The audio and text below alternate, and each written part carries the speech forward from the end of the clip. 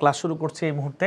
দেখো আমরা তোমাদেরকে গতদিন 5টা ব্যতিক্রম ইলেকট্রন বিন্যাস পড়িয়েছিলাম। একটা হচ্ছে কপার, ক্রোমিয়াম, তোমার হচ্ছে মলিবেডেনাম, সিলভার এবং গোল্ড। এই 5টা ব্যতিক্রমী ইলেকট্রন বিন্যাস যেটি কয়টি আমরা গত ক্লাসে তোমাদেরকে পড়িয়েছিলাম, এগুলো থেকে কিন্তু বোর্ড পরীক্ষায় এমসিকিউ এবং রিটেন কোশ্চেন হবে।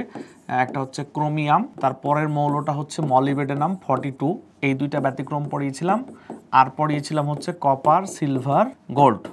এই 5টা ব্যতিক্রম ইলেকট্রন বিন্যাস থেকে এমসিকিউ এবং রিটেন উভয় ক্ষেত্রেই কিন্তু পরীক্ষায় কি আসবে, আচ্ছা উভয় ক্ষেত্রে পরীক্ষায় কোশ্চেন আসবে। কিন্তু আমরা কিছু কোশ্চেন দেখাবো যেটা তোমাদের বোর্ড বইয়ে আলোচনা করা হয় নাই। কিছু ব্যতিক্রম ইলেকট্রন বিন্যাস দেখাবো যেটা তোমাদের বোর্ড বইয়ে ইলেকট্রন বিন্যাসটাকে দেখানো হয় নাই, কিন্তু তোমাদের ভর্তি পরীক্ষা বা বোর্ড পরীক্ষায় মাঝে মাঝে আসতে দেখা যায়। খুব অতটা ইম্পর্টেন্ট না, তবে এর ব্যাখ্যা তোমরা না ইন্টারমিডিয়েট বইয়ে পাবা না। এক কথায় ব্যতিক্রম মানে ব্যতিক্রম। এখানে যে ব্যাখ্যাগুলো তোমরা শিখেছো, আহ্বায়ক নীতি, হুন্ডের নীতি, পলির বর্জন নীতি, তা দিয়ে এটা ব্যাখ্যা করা যায় না। তোমরা চাইলে আমরা তোমাদেরকে দেখাতে পারি যে আসলে কিরকম হয়। যেমন দেখো 3 নং গ্রুপের মৌল, এই যে গ্রুপ হচ্ছে 3, এটা হচ্ছে স্ক্যান্ডিয়াম, তারপর হচ্ছে ইট্রিয়াম, ল্যান্থেনাইট এবং অ্যাক্টেনাইট। এটা দেখো 21 এর সাথে 18 যোগ করলে 39, 57 এবং 89। ঠিক আছে, এগুলো হচ্ছে একই গ্রুপের মৌল, 3 নং গ্রুপের মৌল। 3 নং গ্রুপের যে স্ক্যান্ডিয়াম, তার লাস্টে ইলেকট্রন কিন্তু 3d1 এবং 4s2। তাহলে এই গ্রুপের বাকি মৌলগুলার ইলেকট্রন বিন্যাসও কিন্তু একই রকম হওয়ার কথা, অর্থাৎ এটা হচ্ছে 4d1 এবং হচ্ছে 5s2, তারপর হচ্ছে এটা 5d1 অ্যান্ড কি 6s2, এরপর হচ্ছে 6d1 অ্যান্ড 7s2। নিশ্চয়ই বুঝতে পারছো যে এরা একই গ্রুপের মৌল, তাই না? তাই একই রকম ইলেকট্রনীয় কাঠামো হবে, অর্থাৎ ওপরের মৌলগুলোর ইলেকট্রনীয় কাঠামো যেমন হবে, নিচের মৌলগুলোর ইলেকট্রনীয় কাঠামো কিন্তু এমনই হওয়ার কথা। ওকে, কিন্তু আমরা বাস্তবে যদি ল্যান্থেনাইডের ইলেকট্রন বিন্যাস করতে যাই, তাহলে ইলেকট্রন বিন্যাসটি কেমন হয় আমরা সেটা নিয়ে এখন একটু কথা বলবো। বাস্তবে যদি আমরা ল্যান্থেনাইডের ইলেকট্রন বিন্যাস করতে যাই, যেমন এই যে La57, তাহলে কি হবে বলো তো? 1s2, 2s2, 2p6, তারপর কি 3s2, এরপর কি 3p6, 4s2, 3d10। এই পর্যন্ত হলো 30টা। 30-এর পরে তোমাদেরকে আমরা কি শিখিয়েছিলাম বলো তো? ডিপিএস শিখিয়েছিলাম। কি বললাম? ডিপিএস। তাহলে ডিপিএস যদি এটা ডি হয় তাহলে এটা হবে 4p এবং 5s। তাহলে যে এরকম কিছু হয়ে গেল। তাহলে কত হলো? 30 আর 6 কত? 36, 36 আর 2 কত? 38 হয়ে গেল। এরপর দেখো আবার আমরা ডিপিএস অর্থাৎ 4d, 5p এবং 6s, তাহলে 4d 10, এরপর কি 5p 6, এরপর কি 6s2। এই দেখো এই পর্যন্ত 38 ছিল, তাহলে 38 আর 10 কত? 48, 48 আর 6 কত? 54, 54 আর 2 কত? 56। ব্যাপারটা ক্লিয়ার? 54 আর 2 কত হলো? 56। এখন কে বলবে 6s এর 56তম ইলেকট্রন, এই যে 56th ইলেকট্রন, 56তম ইলেকট্রন প্রবেশের পর পরবর্তী 57তম ইলেকট্রনটা কোন অরবিটালে যাবে? কে বলতে পারে? হ্যাঁ, অলরেডি বলেছো 4f। তাহলে 57তম ইলেকট্রন কিন্তু যাবে কোথায় বলতো? 4f এ যাবে। হ্যাঁ, তার মানে 4f অন হওয়ার কথা। কিন্তু বাস্তবতা কি দেখো? বাস্তবতা হচ্ছে এই 57তম ইলেকট্রন কিন্তু 4f কে স্কিপ করে 5d তে প্রবেশ করেছে। এই দেখো 4f কে স্কিপ করে 5d তে গেছে, কারণ 4f পূর্ণ হওয়ার পর তো 5d তে যাওয়ার কথা ছিল, কিন্তু ইলেকট্রনীয় কাঠামো হয়েছে কেমন? 5d1 6s2। কিন্তু আসলে এটা হওয়া উচিত ছিল কেমন? হওয়া উচিত ছিল 4f1 অ্যান্ড 6s2। এটা হওয়ার কথা ছিল, এটা হওয়ার কথা ছিল, কিন্তু হবে কোনটা? এটা। বলো ক্লিয়ার কিনা, বুঝতে পেরেছো কিনা? তার মানে নিয়ম অনুযায়ী যাওয়ার কথা এটা, অর্থাৎ এটা একটা ব্যতিক্রম ইলেকট্রন বিন্যাস, কারণ একই গ্রুপের সদস্য দেখে তাকে এই জায়গায় রাখা হয়েছে। ঠিক একইভাবে একই কারণে এই ইলেকট্রন বিন্যাসটাও কিন্তু হওয়ার কথা ছিল 5f1, 7s2। এটা হওয়ার কথা ছিল, কিন্তু এটা হয় নাই। হয়েছে কোনটা? এইটা। তাহলে এই দুইটা ব্যতিক্রম। ল্যান্থেনাইড, অ্যাক্টিনাইডও কিন্তু ব্যতিক্রম ইলেকট্রন বিন্যাস। নিশ্চয়ই তোমরা ক্লিয়ার হচ্ছ। ঠিক এই যে অ্যাক্টিনাইড যে মৌল তার পরবর্তী মৌলটা। তাহলে এখন প্রশ্ন করতে পারো তোমরা আমাকে যে পর্যায় সারণীতে ল্যান্থেনাইড তো 57তম ইলেকট্রন, 57তম ইলেকট্রন তো এরকম হলো, তাহলে আপনি বলেন যে 57তম ইলেকট্রনের পরের ইলেকট্রন 58 থেকে 71, এই যে নিচে যে মৌলগুলোকে রাখা হয়েছে ল্যান্থেনাইড বর্গের, এই দেখো নিচে যে মৌলগুলোকে রাখা হয়েছে ল্যান্থেনাইড বর্গের, এই যে ল্যান্থেনাইড বর্গের, তাই না? এই যে নিশ্চয়ই তোমরা পর্যায় সারণীর নিচের অংশটুকু, এটা হচ্ছে ল্যান্থেনাইড 57তম, এরপর 58 থেকে 71 কিন্তু এখানে আছে। এই 57তম ইলেকট্রনটাই কিন্তু ব্যতিক্রম। 58 থেকে 71 যেভাবে 4f এ প্রবেশ করার কথা ওইভাবে কিন্তু প্রবেশ করে। এবার আসে হচ্ছে অ্যাক্টিনাইড, এটা হচ্ছে 89, এটা ব্যতিক্রম। এরপরে যেটা আছে থোরিয়াম 90, এটাও কিন্তু ব্যতিক্রম। কিন্তু 90-র পর থেকে 91 থেকে বাকিগুলা এগুলো কিন্তু যেভাবে হওয়ার কথা সেভাবেই হয়, যেভাবে হওয়ার কথা সেগুলো হয়। আর কিভাবে হয় এটা আপাতত পড়ার দরকার নাই, কারণ এ ব্লক মৌল নিয়ে ইন্টারমিডিয়েট আমরা তেমন কোনো পড়াশোনা করব না। ওকে, আচ্ছা, তাহলে আমরা এখন আলোচনায় চলে যাই।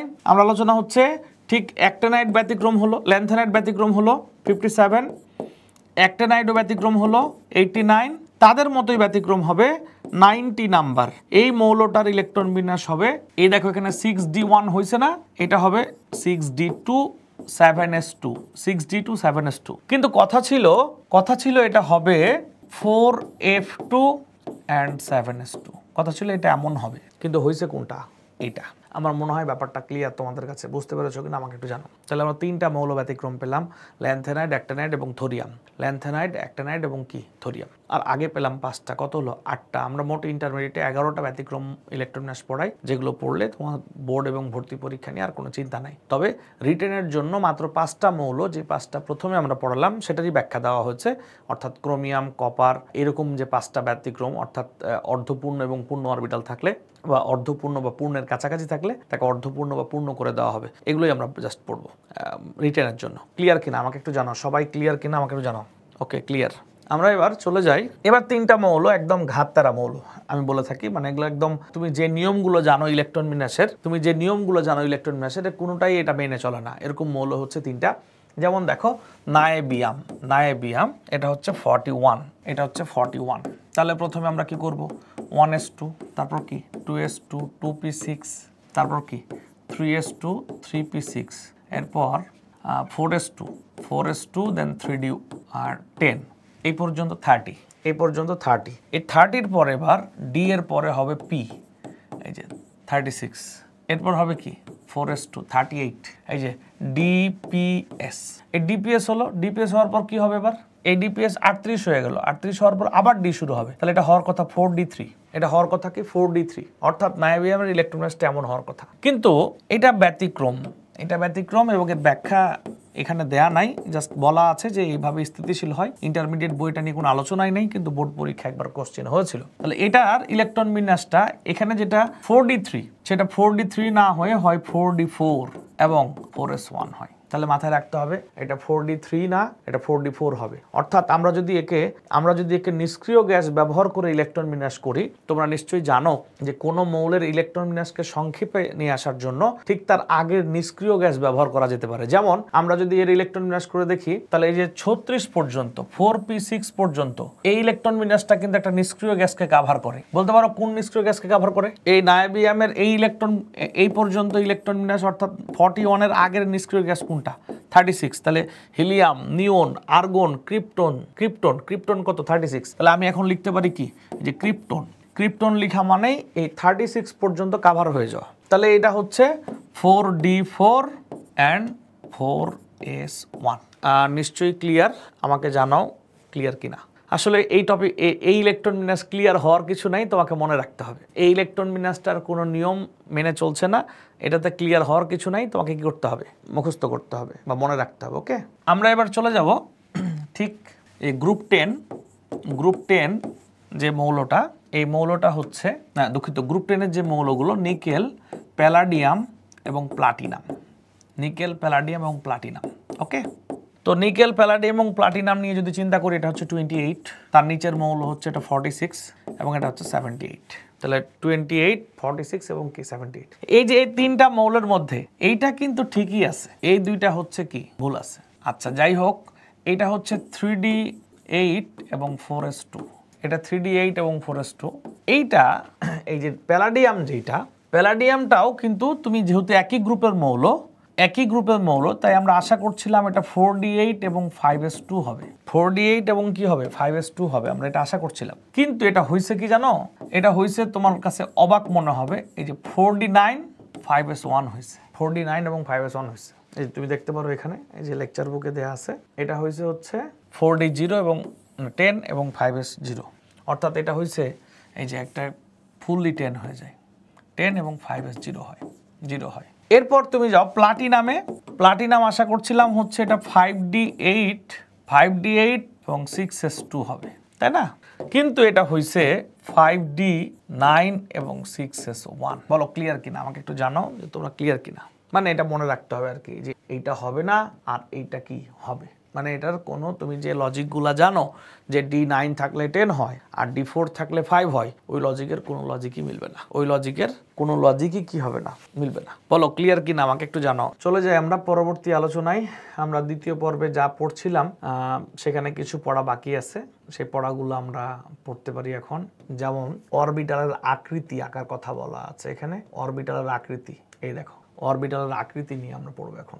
এই যে এস অরবিটালের আকৃতি, তাহলে খাতায় লিখে নিতে পারো। এস অরবিটালের আকৃতি হচ্ছে গোলাকার বা বৃত্তাকার। বৃত্তাকার এবং গোলাকারের মধ্যে পার্থক্য কি? গোলাকার মানে জাস্ট গোল হলেই গোলাকার, তাই না? কিন্তু বৃত্ত হইতে হলে কি থাকতে হবে? এই যে কেন্দ্র থেকে পরিধির দূরত্ব, কেন্দ্র থেকে পরিধির দূরত্ব কি হবে? সমান হইতে হবে। কেন্দ্র থেকে পরিধির দূরত্ব কি হইতে হবে? সমান হইতে হবে। প্রতিনিয়ত কেন্দ্র থেকে পরিধির দূরত্ব কি হইতে হবে? সমান হইতে হবে। তাহলে এটা বৃত্ত হবে না, নিশ্চয়ই বুঝতে পারছো। তাহলে এখন দেখো, এই যে এস অরবিটাল হতে হলে L ইকুয়াল টু 0 হবে। সুতরাং L ইকুয়াল টু 0 হলে M ইকুয়াল টু কি হবে? 0 হবে, যা দ্বারা বোঝায় এই অরবিটালের চারিদিকে দেখো বলা হচ্ছে এর কোনো দিক ধর্ম নেই। দিক ধর্ম নেই মানে কোনো দিকে বিস্তৃত না। কোনো দিকে বিস্তৃত মানে না, মানে কি? চারিদিকে সমানভাবে বিস্তৃত, অর্থাৎ ব্যাপারটা এরকম, চারিদিকে সমানভাবে বিস্তৃত। এই দেখো চারিদিকে সমানভাবে বিস্তৃত, কোনো দিক ধর্ম নেই, চারিদিকে সমানভাবে কি, অর্থাৎ এস অরবিটাল হচ্ছে এরকম গোলাকার।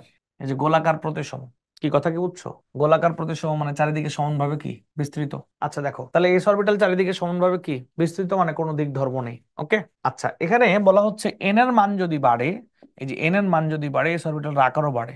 যেমন এরকম হইতে পারে যে 1s, তারপর 2s, তারপর 3s। একবার বুয়েট ভর্তি পরীক্ষা এরকম ভাবে আঁকতে বলে যে 1s 2s 3s, তো হচ্ছে এটা 1s একটু বড় হবে কি 2s, আর একটু বড় হবে কি 3s। মানে একটার থেকে একটা কি হইতে হবে? বড় হইতে হবে। কারণ দেখো এখানে লিখে দেয়া আছে, কি লিখে দেয়া আছে দেখো, এন এর মান, প্রধান কোয়ান্টাম সংখ্যা এন এর মান বৃদ্ধির সাথে সাথে এস অরবিটালের আকৃতিও কি পায়?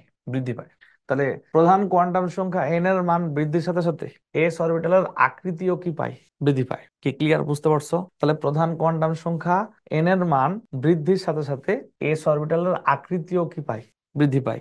অর্থাৎ একটার থেকে আরেকটা কি হবে? বড় হবে। অর্থাৎ 1s অপেক্ষা 2s কি হবে? বড় হবে। এবং সবার গঠনই হবে কার মতো? বৃত্তের নাই। এবার আমরা চলে যাব পি অরবিটালের আকৃতি পড়ার জন্য। এই যে পি অরবিটাল এর আকৃতি। ওকে, পি অরবিটালের আকৃতি। তো পি অরবিটালের আকৃতি পড়ার জন্য আমরা কি করব? দেখো পি অরবিটালের আকৃতি কেমন, দেখো এখানে লিখে দেওয়া আছে কি, ডাম্বেলের মতো। পি অরবিটালের আকৃতি হচ্ছে ডাম্বেল বা মুগুরের মতো। ডাম্বেল চেনো নাকি তোমরা? ডাম্বেল চেনো? এই যে জিম করে না মানুষজন, ডাম্বেল দেখছো? তো এই ডাম্বেলের মতো। ঠিক আছে, পি অরবিটালের আকৃতি কেমন বললাম? ডাম্বেলের মতো। ওকে, আর মুগুর কি বুঝবা না? মুগুর মানে ওই যে কি যেন বলে, বাঁশের তৈরি যখন কোনো কিছু বানানো হয় তখন ওই বাঁশগুলাকে কিন্তু চির করে দেয়া হয়, অর্থাৎ পার্ট পার্ট করে আলাদা করে ফালি ফালি করে দেওয়া হয়, তখন দা দিয়ে এটাকে সাইজ করা হয়। তো এর উপর যেটা দিয়ে বাড়ি দেয় দায়ের উপর, এটার নামই হচ্ছে কি? মুগুর। আর সবাই বুঝবা যেহেতু ডাম্বেল কি, ডাম্বেল যেটা দিয়ে জিম করে আর কি, যে ওয়েট নাই, এটার নাম হচ্ছে কি? ডাম্বেল। তো পি অরবিটালটা ঠিক এরকম। ধরো এটা একটা অক্ষ আঁকছি আমরা, পি অরবিটাল লাগবো, তাহলে এরকম কিছু একটা হবে। এই যে এটা হচ্ছে মনে করো পিএক্স। যদি কেউ এটাকে পিএক্স না বলে পি ওয়াই বলে, তাতেও কোনো সমস্যা নাই। ধরে নিলাম আমার এটা পিএক্স, পিএক্স ধরে নিলাম। এবার এবার আমরা কথা বলতে পারি কি নিয়ে? এই দেখো, ধরে নাও এটা হচ্ছে পি ওয়াই, পি ওয়াই। আবার আবার হইতে পারে এরকম, আবার হইতে পারে এরকম যে এই যে এটা হচ্ছে পিজেড। তাহলে এটা হচ্ছে পিএক্স, এটা হচ্ছে পিওয়াই, এটা হচ্ছে কি? পিজেড। নিশ্চয়ই বুঝতে পারছো যে এটা পিএক্স, এটা পিওয়াই, এটা পিজেড। এই দেখো প্রত্যেকটা অরবিটালে, প্রত্যেকটা অরবিটালের এই যে এই বিন্দু থেকে এই অঞ্চলটা কিন্তু একটা প্রশস্ততম অঞ্চল, আবার এই অঞ্চলটা একটা প্রশস্ততম অঞ্চল। তাহলে প্রত্যেকটা ডাম্বেলের মধ্যে এরকম প্রশস্ততম অঞ্চল কয়টা? দুইটা। প্রশস্ততম অঞ্চল কয়টা? দুইটা। এই প্রত্যেকটা প্রশস্ততম অঞ্চলকে বলা হয় লোব। এই প্রত্যেকটা প্রশস্ততম অঞ্চলকে বলা হয় কি? লোব। আবার দেখো যে পিওয়াই, পিওয়াই এখানেও তাই। এই যে পিওয়াই, এই এই প্রশস্ততম অঞ্চলগুলো এক একটাকে বলা হয় কি? লোব বলা হয়। এই কথা কি বুঝতে পারছো? তাহলে এই যে পি অরবিটালের একটা প্রশস্ততম অঞ্চল, এটা একটা প্রশস্ততম অঞ্চল। পি ওয়াই এরও তাই, পি জেড এরও তাই। তাহলে একটু কষ্ট করে বলো তো, একটা পিএক্স বা একটা পিওয়াই বা একটা পিজেড এ কয়টা লোব আছে? পিএক্স এ কয়টা লোব আছে? পিএক্স অরবিটালে কয়টা লোব আছে? দুইটা। চমৎকার। তাহলে মোট পি অরবিটালের লোব কয়টা? ছয়টা। দুই দুই দুই। এবার দেখো যে কোন অরবিটালের যে বিন্দুতে, কোন অরবিটালের খাতায় লিখে নিতে পারো, তোমরা নোট করে নিতে পারো, সেটা হচ্ছে নোড। নোড কোন অরবিটালের যে অঞ্চলে ইলেকট্রন ঘনত্ব শূন্য আছে, এখান থেকেই পড়ায় আমি, এখান থেকেই পড়ায়। এই দেখো, পরমাণুতে কোন অরবিটালের যে অঞ্চলে ইলেকট্রন ঘনত্ব শূন্য তাকে নোড বলে। যে কোনো অরবিটালের মোট নোড সংখ্যা n-1। তাহলে কোন পরমাণুতে কোন অরবিটালের যে অঞ্চলে ইলেকট্রন ঘনত্ব শূন্য সে অঞ্চলকে নোড বলে। যে কোনো অরবিটালের মোট নোড সংখ্যা হচ্ছে কি? n-1। অর্থাৎ দেখবা যে এই যে প্রশস্ততম অঞ্চল লোব, এইগুলোতে কিন্তু ইলেকট্রন থাকে, কিন্তু এই যে বিন্দু, এই বিন্দু এখানে ইলেকট্রন ঘনত্ব শূন্য। তাহলে এটাকে বলতে পারো তুমি নোডাল বিন্দু। নোডাল বিন্দু। নোডাল বিন্দু। তাহলে যে অঞ্চলে ইলেকট্রন ঘনত্ব শূন্য তাকে নোড বলে, যে বিন্দুতে ইলেকট্রন ঘনত্ব শূন্য তাকে নোডাল বিন্দু বলে। ধরো পি অরবিটাল, এই যে পি এক্স অরবিটাল, অরবিটাল যদি পি এক্স হয় তাহলে এটা আছে ওয়াই জেড তলে। অরবিটাল যদি পি ওয়াই হয় তাহলে এটা আছে জেড এক্স তলে। অরবিটাল যদি হয় পি জেড তাহলে এটা আছে এক্স ওয়াই তলে। এই যে ওয়াই জেড, জেড এক্স এবং এক্স ওয়াই, এই তলগুলার কোনোটাতেই কিন্তু ইলেকট্রন থাকে না। যখন অরবিটাল পি এক্স তখন ওয়াই জেড এর ইলেকট্রন নেই, যখন অরবিটাল পি ওয়াই তখন জেড এক্স এ নেই, অরবিটাল যখন পি জেড তখন কি এক্স ওয়াই নেই। এই টলগুলা, এই টলগুলা প্রত্যেকটা তলই হচ্ছে কি? নোডাল তল। কি তল? নোডাল তল। অর্থাৎ পি এক্স অরবিটালের জন্য নোডাল তল হচ্ছে ওয়াই জেড, পি ওয়াই এর জন্য জেড এক্স, আর পি জেড এর জন্য কি? X Y. ক্লিয়ার কিনা বলো আমাকে, সবাই একটু জানাও যে এটা ক্লিয়ার কিনা। ওকে, আমরা এবার চলে যাই ডি অরবিটালের আকৃতি। তার আকৃতি, ডি অরবিটালের আকৃতি, ডি অরবিটাল এর আকৃতি। ওকে, তো ডি অরবিটালের আকৃতি হচ্ছে ডাবল ডাম্বেল।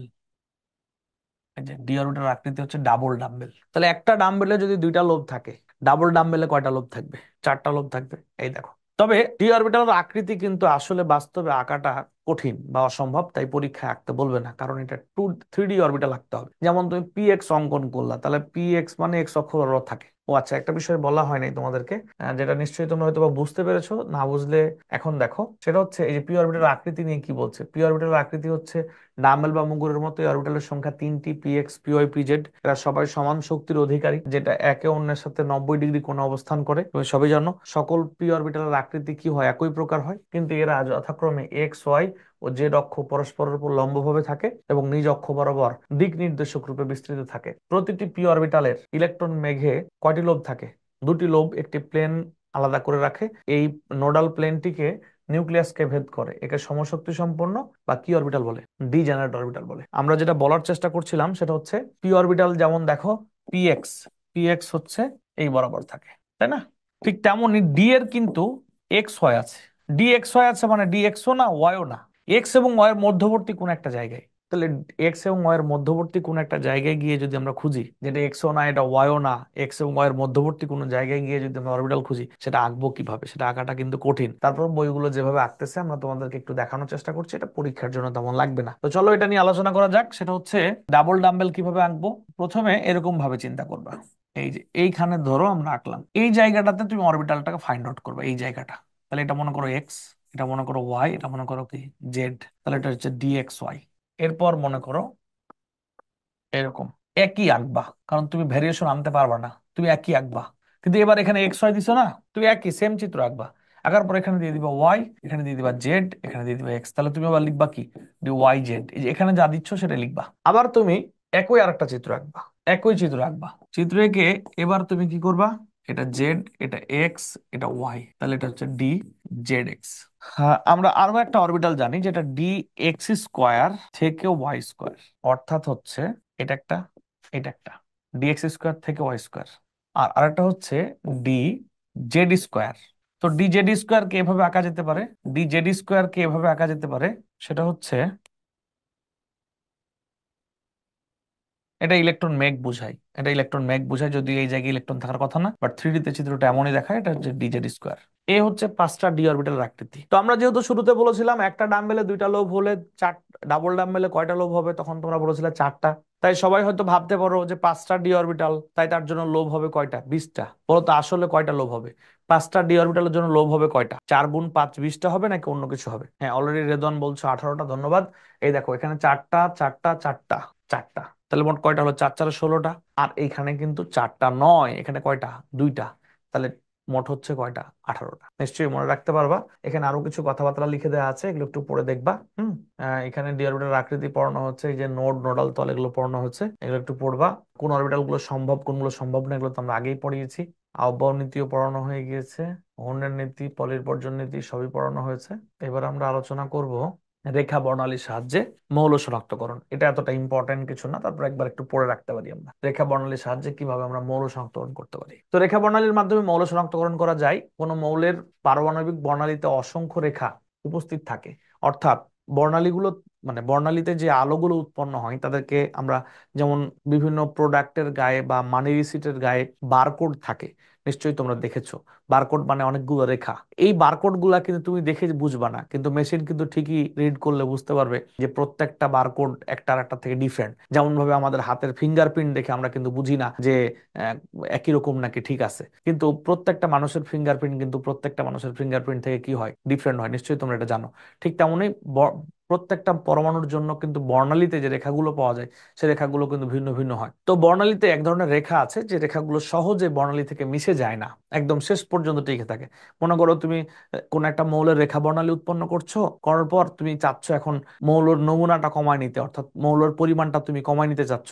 তারপরে শেষ তুমি কিভাবে বুঝাবো, ধরো তুমি লাল চা বানাচ্ছ, চা পাতা যদি তুমি অনেক বেশি দাও তাহলে রংটা কেমন হয়? ডিপ হয়। চা পাতা যদি কম দাও তাহলে কেমন হয়? অনেক লাইট রং হয়ে যায় না, তাই না? কিন্তু ঠিক তেমনই তুমি যে মৌলের রেখা বর্ণালী তৈরি করছো, সে মৌলের পরিমাণ যদি বেশি থাকে তাহলে বর্ণালীতে অনেকগুলো রেখা দেখতে পাওয়া যায়। পরিমাণ যদি কমায় দাও তাহলে কিছু রেখা অদৃশ্য হয়ে যায়, কিন্তু শেষ পর্যন্ত কিছু রেখা টিকে থাকে নাছোড় বান্দার মতো। ওই রেখাগুলোকে বলা হয় কি রেখা? নাছোড় রেখা। দেখো এই যে শেষ পর্যন্ত কিছু রেখা টিকে থাকে কার মতো? নাছোড় বান্দার মতো। এই রেখাগুলোকে বলা হয় কি রেখা?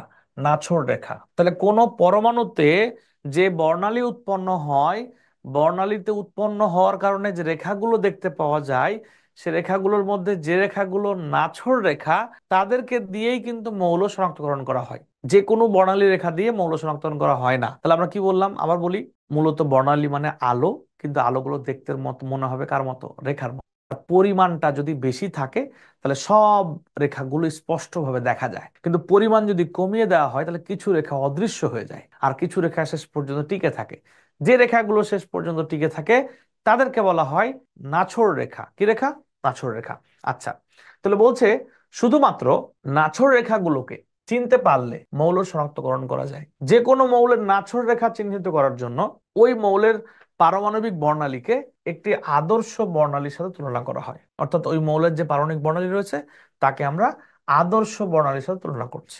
এবার বলছে বাজারে একটা পাউডার পাওয়া যায় যার নাম হচ্ছে আরইউ পাউডার, যার অর্থ হচ্ছে রুথেনিয়াম বা আরইউ পাউডার, যার মধ্যে কমপক্ষে 50টি মৌলের অধিক সংখ্যক মৌলের বর্ণালীর নাছোড় রেখা আছে। মানে বাজারে তুমি যে মৌল শনাক্তকরণ করবা, তুমি একটা পরমাণু দিয়ে তার বর্ণালী তৈরি করলা, এখন তোমাকে তো বুঝতে হবে যে এই বর্ণালীটা কোন মৌলের বর্ণালী, রাইট? এজন্য তোমাকে কারোর সাথে কম্পেয়ার করতে হবে। তো বাজারে পাওয়া যায় এমন, বাজারে কিনতে পাওয়া যায় এমন একটা পাউডার যার নাম হচ্ছে আরইউ পাউডার। এই আরইউ পাউডারটা, কি বললাম? এই আরইউ পাউডারটা মধ্যে 50টারও বেশি মৌলের, কতটি মৌল বললাম? 50টারও বেশি মৌলের রেখা বর্ণালী পাওয়া যায়। তো তুমি যে মৌল শনাক্তকরণ করছো তার যে নাছোড় রেখা, সেটা কোন আদর্শ মৌলের নাছোড় রেখার সাথে মিলে যায়, বা কোন মৌলের আদর্শ নাছোড় রেখার সাথে মিলে যায়, তা দিয়ে তুমি কিন্তু বলতে পারবা যে তোমার পরীক্ষিত মৌলটা কোন মৌল। এই প্রসেসের মাধ্যমে আমরা বর্ণালী রেখা দেখে মৌল শনাক্তকরণ করতে পারি। আর এটাই হচ্ছে রেখা বর্ণালীর মাধ্যমে মৌল শনাক্তকরণ করার সিস্টেম। এটা তেমন কিছু না, এটা সম্পর্কে জাস্ট একটা আইডিয়া নিয়ে রাখলে, এটা পরীক্ষার জন্য তো গুরুত্বপূর্ণ কিছু না। এরপরে আমরা যেটা পড়াবো এটা খুবই খুবই ইম্পর্টেন্ট, খুবই খুবই ইম্পর্টেন্ট। এই দেখো, জাল টাকা বা জাল পাসপোর্ট শনাক্তকরণে ইউভি রশ্মির ব্যবহার। এই দেখো, কি বললাম? জাল পাসপোর্ট এবং জাল টাকা শনাক্তকরণে কোন রশ্মির ব্যবহার?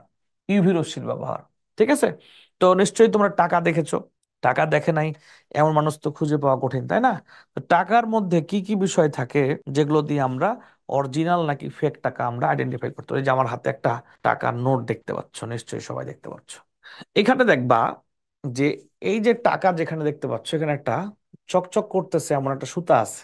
এই যেখানে এই সুতাটা কে বলা হয় সিকিউরিটি থ্রেড। মানে এই সুতাটা না থাকলে আগেই বাদ যে টাকাটা জাল টাকা। এবার এইখানে এইখানে কিছু দাগ আছে। এই দাগগুলা হাত দিয়ে যদি টাচ করো তাহলে দেখবা যে একটা হ্যান্ড ফিল পাচ্ছ, খড়খড় করতেছে। এইখানে যে রেখাগুলো আছে, যে রেখাগুলো আছে, তো এই রেখাগুলাকে হাত দিয়ে টাচ করলে একটা খড়খড়ে ফিলিং পাবা। এটা এটা যদি না থাকে তাহলে আগেই বুঝবা এটা বাদ।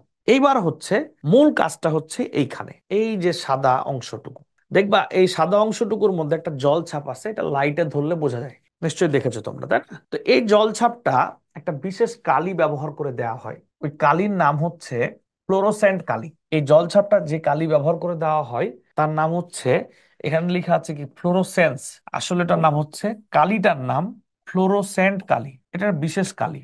এই ফ্লোরোসেন্ট কালি যে বর্ণালী বা আভা তৈরি করে তার নাম হচ্ছে ফ্লোরোসেন্স। টাকার মধ্যে যেই কালি ব্যবহার করে জল ছাপ দেয়া হয় তার নাম হচ্ছে ফ্লোরোসেন্ট। আর এই ফ্লোরোসেন্ট কালি এর ওপর যদি ইউভি রশ্মি আপতিত হয়, এই যে এই সাদা অংশটা যেখানে জল ছাপ দেয়া আছে এর ওপর যদি কি রশ্মি আপতিত হয়, ইউভি রশ্মি আপতিত হয়, তাহলে যে বর্ণালী পাওয়া যায় তার নাম ফ্লোরোসেন্ট আভা, ফ্লোরোসেন্স আভা, ফ্লোরোসেন্স। এই কালিটা কেন বিশেষ কালি? এই কালিটার মধ্যে একটা অণু থাকে যার নাম হচ্ছে ফসফর অণু। কি অণু? ফসফর অণু। তাহলে কি হলো, আমি টাকা হোক বা পাসপোর্ট হোক এর উপর যখন ইভি রশ্মি দিব, তখন এইখানকার জলছাপ যেটা দেয়া থাকবে সেটা নির্দিষ্ট বর্ণের আলোক শক্তি কি করবে? শোষণ করবে। নির্দিষ্ট বর্ণের আলোক শক্তি যখন শোষণ করবে তখন ও কিন্তু একটা বর্ণালী তৈরি করবে। বর্ণালীতে মৌলগুলো হতে পারে লাল, নীল, সবুজ, হলুদ, কমলা ইত্যাদি বিভিন্ন বর্ণের হতে পারে। এই যে জলছাপটা আছে, বিভিন্ন কালির জলছাপ আছে, এই জলছাপ থাকাটা প্রমাণ করে কালি এই টাকাটা অরিজিনাল, ফেক না। আর এই যে বিভিন্ন বর্ণ যে পাবা, লাল, নীল, সবুজ, এক এক টাকার জন্য এক এক ধরনের বর্ণ থাকবে। মেশিন যখন দেখবে লাল বর্ণ, কথার কথা, যে ধরো বাংলাদেশের 1,000 টাকার নোটে লাল বর্ণ পাওয়া যায়, তাহলে ও কিন্তু 1,000 টাকা মনিটরে যোগ করতে থাকবে। হলুদ বর্ণ, কথার কথা, হলুদ বর্ণের জন্য 500 টাকা, তাহলে ও মনিটরে কিন্তু 500 টাকা যোগ করতে থাকবে। তাহলে টাকাটা কাউন্টও হয়ে যাচ্ছে, গুনতেও পারতেছো, আবার কি করতে পারতেছো, অরিজিনাল নাকি ডুপ্লিকেট তুমি তা চেক করতে পারছো। এইভাবে আমরা ইউভি রশ্মি ব্যবহার করে জাল টাকা, জাল পাসপোর্ট ইত্যাদি শনাক্তকরণ করতে পারি। ব্যাপারটা বুঝতে পেরেছো কিনা, যে আসলে কিভাবে ইউভি রশ্মি ব্যবহার করে আমরা কি করতে পারি, জাল টাকা বা জাল পাসপোর্ট শনাক্তকরণ করতে পারি। এই যে দেখো, আজকাল আজকাল বিভিন্ন ব্যাংকে জাল নোট শনাক্তকরণের জন্য জ্যাসকো FP6000 ফ্লোরোসেন্স স্পেকট্রোফটোমিটার মেশিন ব্যবহার করা হয়। তাহলে এটার নাম কি? জ্যাসকো FP6000 ফ্লোরোসেন্স স্পেকট্রোফটোমিটার। স্পেকট্রাম মানে বর্ণালী, ফটো মানে আলো, মিটার মানে পরিমাপ। তাহলে ফ্লোরোসেন্স স্পেকট্রোফটোমিটার মানে কি? ফ্লোরোসেন্স বর্ণালীর আলোটাকে পরিমাপ করতে পারে, এই মেশিন ব্যবহার করা হয়। ইভি রশ্মির তরঙ্গ দৈর্ঘ্য এত হয়, তবে কারেন্সি নোট ডিটেক্টর মেশিনে অপটিক্যাল সেন্সর রূপে এত তরঙ্গ দৈর্ঘ্যের ইভি রশ্মি ব্যবহার করা হয়। আচ্ছা, ভালো কথা। মানে কোন ইভি রশ্মি ব্যবহার করে ওই মেশিনগুলোতে সেটা বলা হচ্ছে। বলছে ফসফর নামক কারেন্সি নোটে ফসফর নামক বিশেষ রাসায়নিক পদার্থ ব্যবহৃত হয়। ফসফর একটি বিশেষ রাসায়নিক পদার্থ যা ক্ষুদ্র তরঙ্গ দৈর্ঘ্যের ইউভি রশ্মি শোষণ করে উচ্চ তরঙ্গ দৈর্ঘ্যের দৃশ্যমান অঞ্চলে আলো বিকিরণ করে। ইউভি রশ্মির ক্ষুদ্রতম তরঙ্গ দৈর্ঘ্যের উচ্চ ফ্রিকোয়েন্সির ফোটন শোষণ করে ফসফের অণুর ইলেকট্রন উচ্চতর শক্তি স্তরে উন্নীত হয়। ইলেকট্রন অস্থিতিশীল উত্তেজিত অবস্থা থেকে স্থিতিশীল নিম্নতর শক্তি স্তরে ফেরার পথে নির্দিষ্ট বর্ণের বিকিরণ নিঃসরণ করে, তাকে প্রতিপ্রভা বলে। এক কথায় শেষ, ইউভি রশ্মি ব্যবহার করে আমরা টাকার ওপর এমন ভাবে ইউভি রশ্মি আপতন করব যাতে কি হয়, ওই জল ছাপটা ডিটেক্ট করতে পারে এবং জল ছাপের মধ্যে যে বর্ণ থাকে তা দিয়ে টাকাটা কাউন্ট করতে পারে। এই বিশেষ কালি যেটা দিয়ে জল ছাপ ব্যবহার করা হয়েছে সেটার নাম ফ্লোরোসেন্ট, তার মধ্যে একটা অণু থাকে যার নাম ফসফর। আর এটা যেটা দেখতে পাই যে ধরনের আভা দেয় তার নাম হচ্ছে কি? ফ্লোরোসেন্স আভা। এটা পড়লেই হবে। দেখো, 2 মার্কের জন্য অনেক ইম্পর্টেন্ট কোশ্চেন, বহুবার বোর্ড পরীক্ষা, ভর্তি পরীক্ষা আসছে। বুঝতে পেরেছো কিনা আমাকে একটু জানাও। এখানে কিছু পড়া আছে, এই পড়াগুলো তোমাদেরকে আমি পড়াচ্ছি না, কিন্তু বলে দিচ্ছি কি পড়তে হবে। এটা পড়তে হবে, এমসিকিউর জন্য অনেক ইম্পর্টেন্ট। হ্যাঁ, চিকিৎসা ক্ষেত্রে আইআর রশ্মির ব্যবহার। আইআর মানে কি? আইআর মানে হচ্ছে ইনফ্রারেড রে, যে ইনফ্রারেড রে অর্থাৎ অবলোহিত রশ্মি। এই অবলোহিত রশ্মি মানুষের কি কি কাজে লাগে এগুলো কি তোমরা পড়ে নিতে পারবা নাকি পড়ায় দিব? বলো, পড়ে নিতে পারবা নাকি পড়ায় দিব? এই আইআর কে 3 ভাগে ভাগ করা হয়। আইআর কে 3 ভাগে ভাগ করা হয়। এই আইআর কে 3 ভাগে ভাগ করা হয়। একটা হচ্ছে NIR, একটা হচ্ছে MIR, আর একটা হচ্ছে FIR। তরঙ্গ দৈর্ঘ্যের উপর ভিত্তি করে আইআর এর যে তরঙ্গ দৈর্ঘ্যের রেঞ্জ, তার মধ্যে সব থেকে ছোট তরঙ্গ দৈর্ঘ্যটা হচ্ছে NIR, তার থেকে একটু বড়টা কি এমআইআর, এবং তারপরটা কি এফআইআর। এই কোনটা কোন কাজে ব্যবহার করা হয় এটা তোমরা বুঝতে পারলে। যে আমরা যে বলি না, বিভিন্ন তান্ত্রিক কবিরাজ বা ডক্টররা বলে যে সূর্য স্নান করতে হবে। কি করতে হবে? সূর্য স্নান। সূর্য স্নান করলে আমাদের বডিতে যে রশ্মিটা প্রবেশ করে সেটাই হচ্ছে মূলত কি আয়ার, যার মাধ্যমে আমরা নিজেদেরকে কি অনুভব করি? সুস্থ অনুভব করি। এখানে আর অনেক কিছু বলে দেওয়া আছে যে ক্যান্সার নির্ণয়ে কিভাবে আয়ার ব্যবহার করা হয়, মস্তিষ্কের রোগ নির্ণয়। এই দেখো, এনআইআর রক্তের হিমোগ্লোবিন অক্সিজেনের পরিমাণ পরিমাপ করে মস্তিষ্কের রোগ নির্ণয় করে। তারপর লেখা আছে কি ডিফিউজ অপটিক্যাল টোমোগ্রাফি পদ্ধতি ব্যবহার করে মাথার খুলি বা হিউম্যান কর্টেক্স কর্ম পদ্ধতি নির্ণয় করা হয়। এই যেখানে দেখো, সদ্য প্রসূত শিশুদের মস্তিষ্কের ক্ষত নির্ণয়, এটি একটি উপকারী পদ্ধতি। কথা কি বুঝছো? বাচ্চা যখন জন্মগ্রহণ করে, কোনো নবজাতক বাচ্চা, তখন মাথার উপরে কিছু অংশ দেখবা ফাঁকা থাকে, অর্থাৎ মাথার খুলিটা পরিপূর্ণ হয় না। ঠিক আছে? তো অনেক সময় বিভিন্ন কমপ্লিকেসির কারণে বাচ্চাকে কিন্তু আর্লি ডেলিভারি করে দেওয়া হয়। দেখা গেলো যে সময় ডেলিভারি হওয়ার কথা তার 1 মাস 1.5 মাস আগেই ডেলিভারি হয়ে গেছে। যদি এমন হয় তখন এই বাচ্চার মাথা কিন্তু অসম্পূর্ণ থাকে, মাথার খুলিটা পরিপূর্ণ হয় না।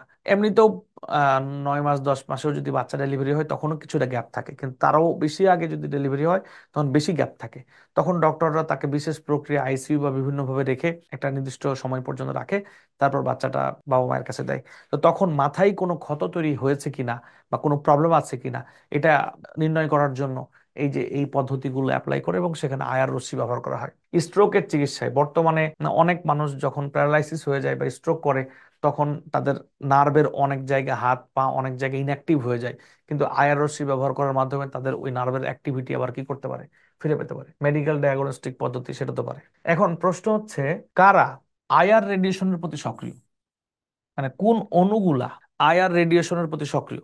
আইআর রেডিয়েশনের প্রতি সক্রিয়। এই যে দেখো, এখানে যে মৌলগুলো আছে না, অণুগুলো আছে, এরা দ্বিপরমাণু। কেন এটা দ্বিপরমাণু? কারণ এখানে 2টা করে পরমাণু আছে। এই দ্বিপরমাণুগুলো অণুর কি মোমেন্ট থাকায়?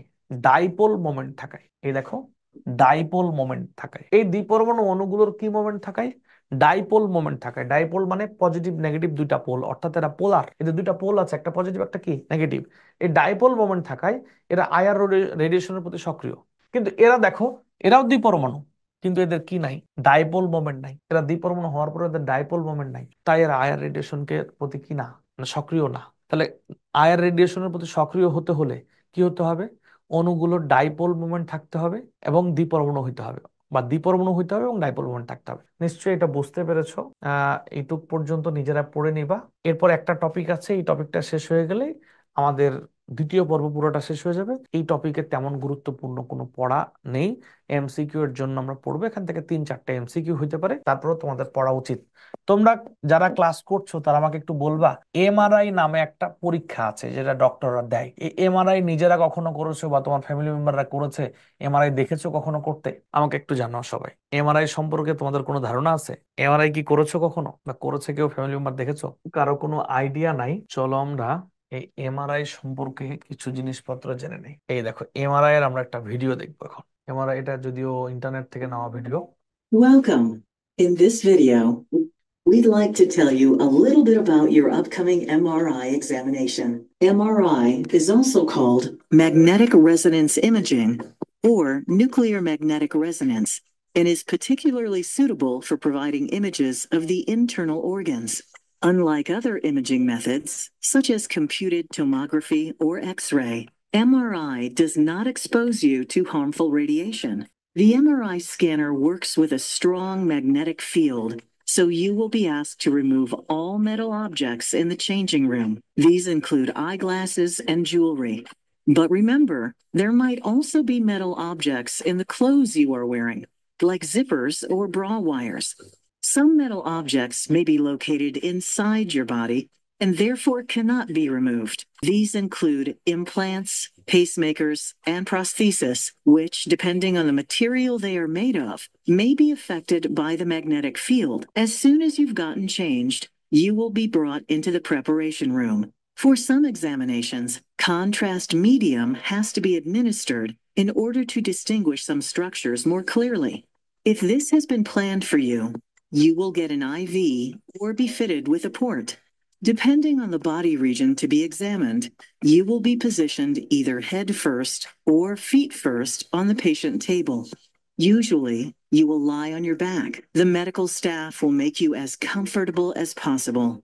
Do not hesitate to ask for more cushions or blankets if the position you are lying in is uncomfortable. When the contrast medium enters your body, the area might feel a little cold or warm. You may also feel an increased urge to urinate. Some patients have also reported a metallic taste in their mouth. All these sensations are completely normal and will subside after a short while. Before the staff leaves the room, a ball will be placed in your hand. You can squeeze the ball to make contact with the medical staff via an intercom at any time you feel that you have to interrupt the examination. You will receive special headphones or earplugs to protect your hearing during the loud phases. The medical staff will select a coil relevant to your examination and place it on the part of the body to be examined.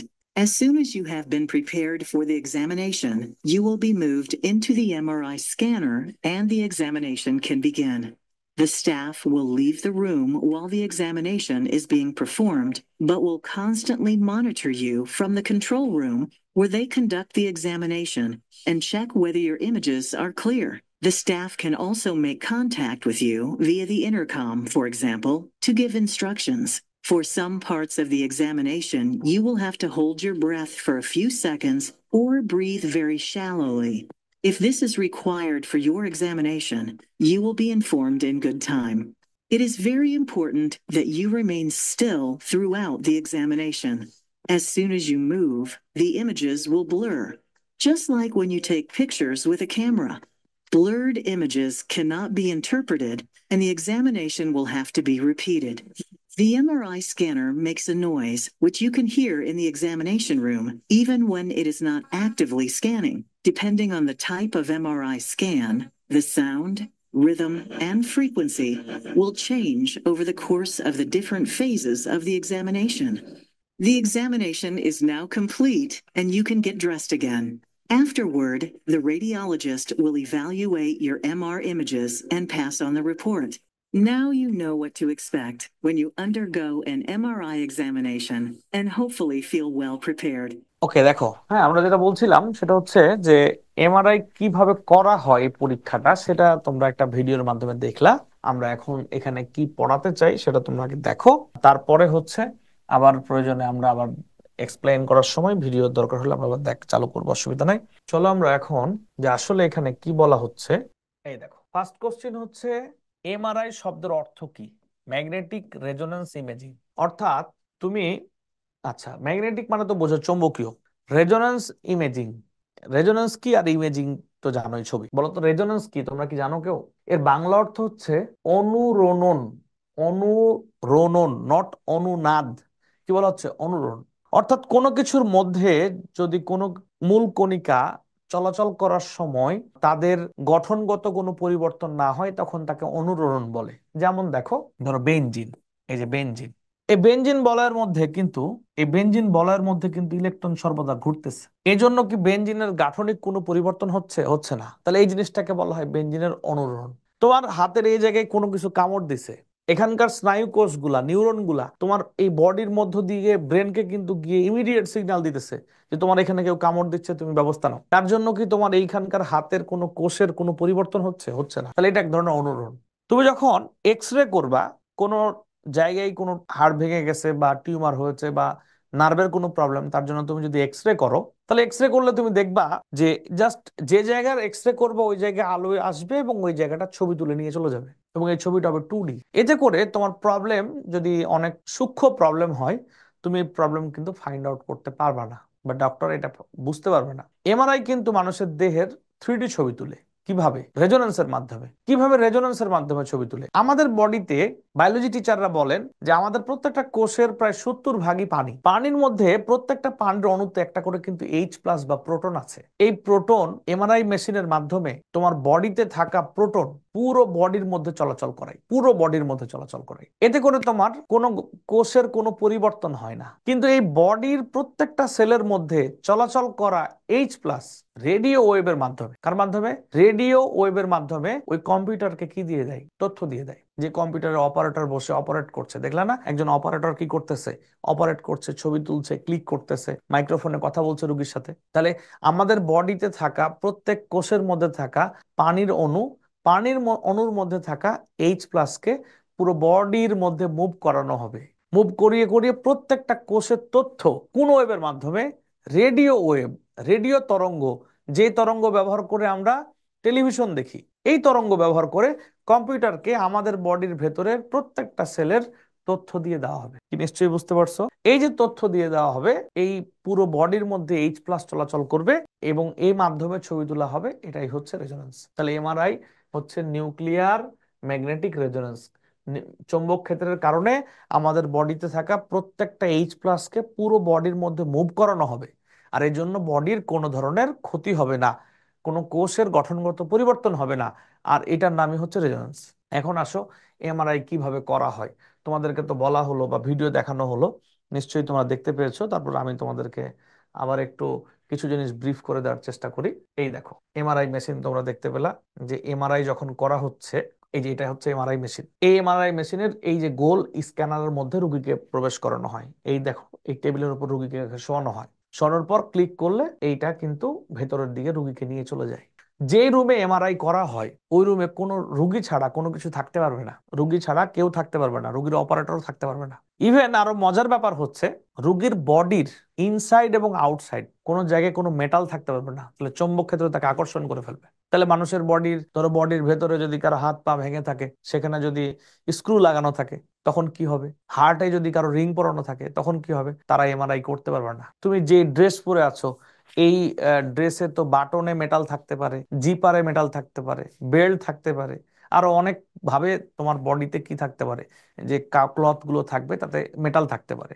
এই জন্য তোমাকে ওটি dress পরানো হবে। যেখানে যেমন রুগীকে দেখো ওটি ড্রেস পরানো হয়েছে, এই যে প্রত্যেকের, এই যে দেখো ওটি ড্রেস পরানো হচ্ছে, যে ওটি ড্রেস পরানো হচ্ছে, অর্থাৎ যে ড্রেসের মাধ্যমে, যে ড্রেসে কোনো বাটন থাকে না, ফিতা থাকে, আর রুগী যাতে কোনো ধরনের মেটাল তার বডিতে না থাকে।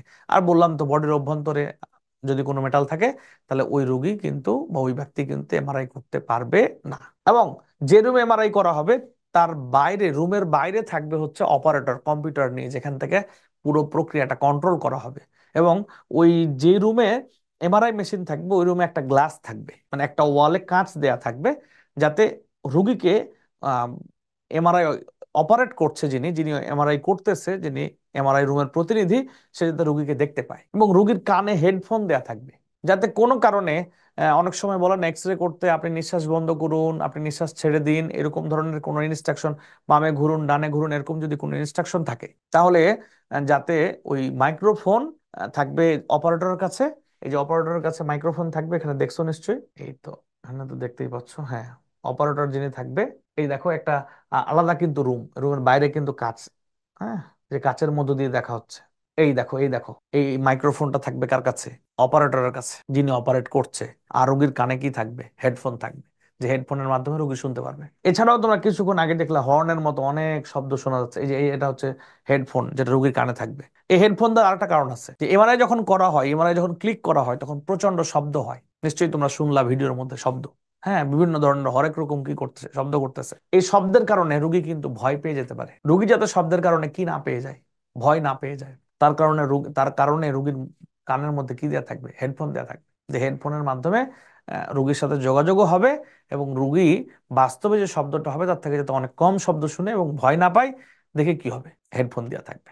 নিশ্চয়ই ব্যাপারটা বুঝতে পেরেছো যে আমি কি বলার চেষ্টা করছি।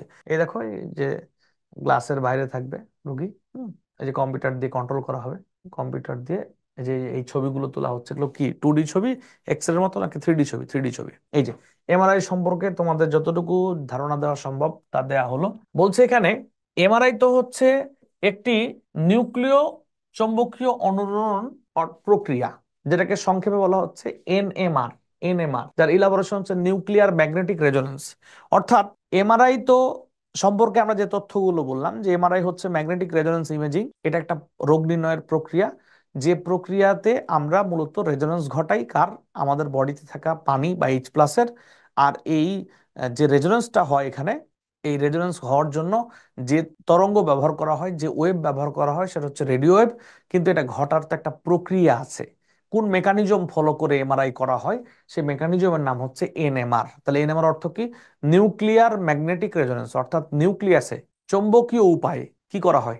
রেজোনেন্স করা হয়। অর্থাৎ ওই যে হাইড্রোজেনের যে নিউক্লিয়াস রয়েছে, এই নিউক্লিয়াসের চৌম্বকীয় প্রক্রিয়ায় নিউক্লিয়াসকে কানেক্ট করা হয়, করার মাধ্যমে বডির প্রত্যেকটা অংশে এইচ প্লাসটাকে ঘুরানো হয়, আর এটার নামই হচ্ছে নিউক্লিয়ার। তো এবার দেখো, এখানে গুরুত্বপূর্ণ কিছু এমসিকিউ তথ্য আছে যেগুলো তোমরা নিজেরা নিজেরা পড়তে পারবে না হয়তো, বা এই জন্য পড়িয়ে দিচ্ছি। বলা হচ্ছে কোন মৌলের পরমাণুর নিউক্লিয়াসে প্রোটনের বিশেষ অভিবিন্যাস, মানে প্রোটনের বিন্যাসের কারণে বর্ণালী সৃষ্টি হয়, তাই হচ্ছে এনএমআর। অর্থাৎ প্রোটন বা নিউট্রন এর বিশেষ অভিবিন্যাসের জন্য এনএমআর তৈরি হয়। যেমন দেখো, কারা এনএমআর, অর্থাৎ এমআরআই করা হয় যে প্রক্রিয়ায়, ওই প্রক্রিয়ার নাম হচ্ছে এনএমআর। কারা এনএমআর প্রক্রিয়া অংশগ্রহণ করে? বলছে বিজোড় সংখ্যক প্রোটন বা নিউট্রন যুক্ত নিউক্লিয়াস যাদের থাকে, যাদের নিউক্লিয়াসে বিজোড় সংখ্যক প্রোটন বা নিউট্রন থাকে। যেমন দেখো, হাইড্রোজেনের একটা প্রোটন, এর কার্বনের 6টা প্রোটন, কিন্তু এর নিউট্রন আবার দেখো 7টা, অর্থাৎ এটা কার্বন 13। কার্বন 12 হইলে তার আবার কি হবে না? এনএমআর হবে না। আর ফ্লোরিনের তো বিজোড় সংখ্যক প্রোটন থাকে। তাহলে যাদের নিউক্লিয়াসে বিজোড় সংখ্যক প্রোটন বা নিউট্রন থাকে, তারা এনএমআর সক্রিয় পরমাণু। এনএমআর পরমাণু নিউক্লিয়াসে দুর্বল ম্যাগনেটিক মোমেন্ট থাকে। এরপর বলা হচ্ছে প্রবল প্রবল চৌম্বক ক্ষেত্রের প্রভাবে এনএমআর পরমাণু যুক্ত যৌগ থেকে রেডিও ফ্রিকোয়েন্সির প্রভাবে অনুরণন সিগন্যাল তৈরি হয়। মানে বুঝতেই পারছো, প্রবল চৌম্বক ক্ষেত্রের কারণে এনএমআরটা তৈরি হয়, এটা বলছে। এখানে মূলনীতির মধ্যে যে পড়াগুলো আছে, এখানে তেমন কিছু পড়ার নাই।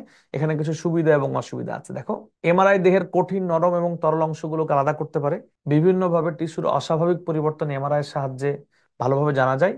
এই পদ্ধতিতে কোনো তেজস্ক্রিয় রশ্মি ব্যবহৃত হয় না, তাই শরীরে ক্ষতির কোনো সম্ভাবনাও থাকে না। এখানে বলছে এমআরআই বহুল ব্যয়বহুল প্রক্রিয়া, এটার খরচ বেশি, এটা বোঝানোর চেষ্টা করছে।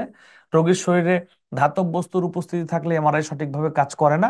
রোগীর দেহে হার্টে পেসমেকার বসালেও ভালোভাবে এই রোগটা নির্ণয় করা যায় না। তো এই হচ্ছে আমাদের পার্ট 2 এর পড়া।